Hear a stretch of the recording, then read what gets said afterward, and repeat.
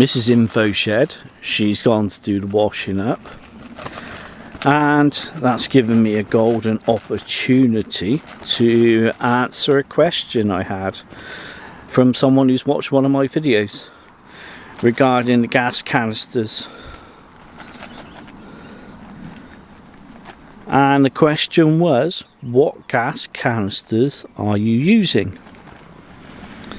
Well, I use these. These are butane gas cartridges, and they're dirt cheap. Try not to spend more than £5, maybe £6 on 4 of these, a pack of 4. Some places they try to charge you an absolute fortune, but they're just not worth it.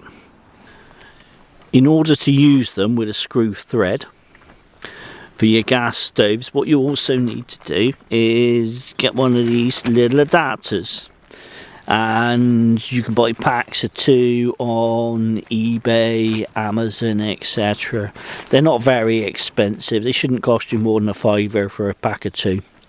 I've seen lots of reviews about this sort of thing, the little adapters, where people say they're dangerous, but I think it's probably because people don't know how to use them properly. So I thought I'd show you. Now on the back, hope this is coming out right, what you can do, if you twist that, you'll see there's a plastic piece which is your outer, and there's a metal piece, and when you twist the top, what happens is that piece of metal pushes under the plastic and it expands it. So when it expands, it goes in this little collar here and locks into place. So what you need to do is get the adapter, you line up this lug, and it needs to go in that gap, and you press firmly, give it some welly, and then you twist. And then that's expanded inside, and then it's firmly in place. Please don't make the mistake of getting a stove and screwing it straight on the top and then putting a pot on top of that, because this is quite a weak joint, and also it's all far too vertical. Nothing's going to be stable. It's just not going to work. I only use this sort of adapter in this system with remote stoves, and when I say remote stoves, there's my little Firebox gas stove there, and it's got a long hose on it.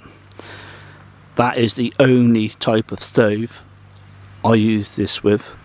So what we need to do next is screw him in, and when you screw him in, you'll probably get to a point where you'll hear a hiss, but don't be alarmed. There he is. You might get a bit of gas coming out, but that's fine. Just screw him in a bit further, and you're good to go. Now when I say you're good to go, there's some basic things you need to remember about this type of canister. It's got a tube running that way. So if this lug is not pretty much at the top, what happens is, instead of getting gas coming out, you end up flooding it, and then you get pulses of gas coming through, and then you get flare-ups. I'll show you that in a minute. So once you've screwed this in, if you can't manage to get this right to the side and this vertically upright, all you need to do is find something, anything, let's move that out of the way, just to make sure that this is upright before you begin to use it, and that is now in the correct position. Alternatively, what you can do is use these in an upright position, and what I've found is ideal to stop it falling over if your ground's a bit uneven is just put it in a boot or anything else it will stand up in safely. One thing I would say about these gas canisters is they don't operate, or they don't appear to operate on the same type of pressure as the small gas cans, the short ones. So take that into account. You do get a lot of pressure, it's perfectly good for cooking with, but it doesn't seem to be as great. And when you get lower down in the can, the pressure drops off. It's still usable, but that's something to bear in mind. Once you're all set up, as per anything else, switch him on, fire him up. I'll just max him out on the Trangia. And you still, ooh, yeah, I can't hold my hand there. You've still got plenty of pressure pushing that gas out. But what I would usually do is use this sort of thing, and well, with any gas stove really, I'll just cook low and slow, because you don't need massive amount of heat coming out. Because any pots you've got on there, you've got a small circle of heat concentrating, and you're just going to burn everything.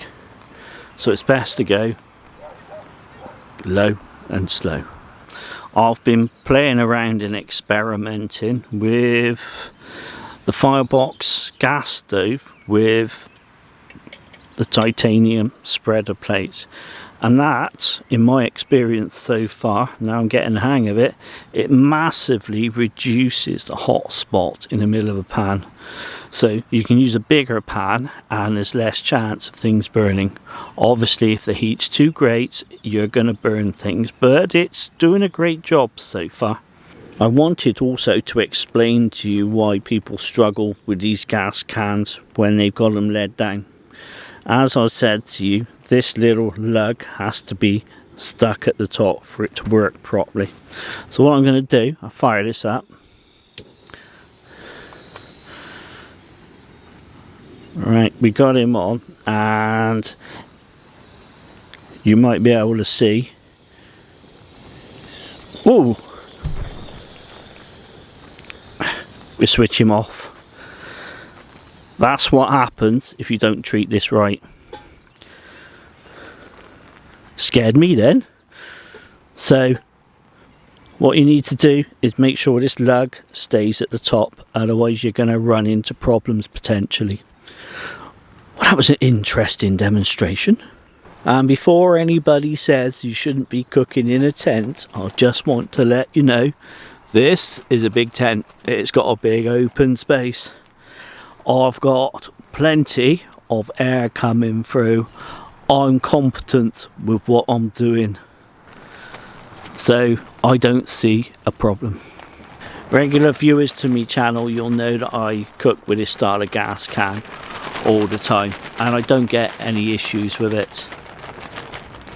If you're wondering why I've got two setups, that's because Mrs. InfoZhed, she's a vegetarian, and I can't do wheat or any form of wheat because it makes me ill. So we are a couple from hell when it comes to cooking or going out, so I'll tend to cook a lot of it separately. Just thought I'd give you a glimpse of where we are. We're down by Ilfracombe in the southwest of England. I guess it's southwest, in Devon. And it's beautiful here, apart from the fact, you probably see from the tent, it's like super windy and it rains every like half an hour or so, so it's so unpredictable, the weather. I was hoping to be out and about and making lots of nice videos and cooking videos, but it's such hard work. It wouldn't be worth doing, and it's not good enough for you. So I'm trying to fill in what I can when I can of anything that's any use. I'll leave you with the view, which is amazing. Thanks for watching. See you next time. InfoZhed out.